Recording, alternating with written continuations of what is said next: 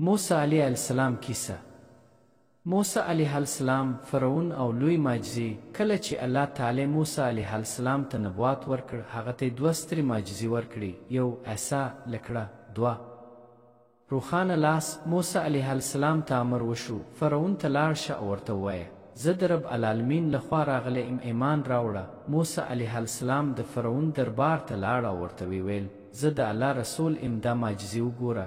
لومړۍ معجزه، موسی خپله لکړه عصا پر ځمکه واچوله، ناڅاپه هغه یو لوی مار شو، ټول دربار یې حیران شو.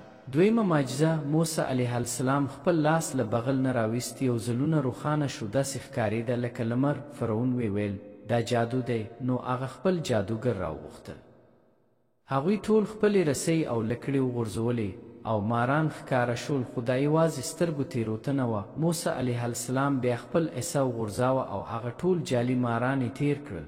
جادوګر پوه شول چې دا جادو نه بلکې الهي معجزه ده.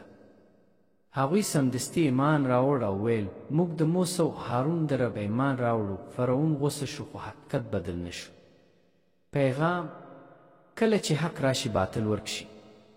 که ایمان ولرو الله به موږ ته مد راولي، که مقابل لوری ډیر قوي ښکاري.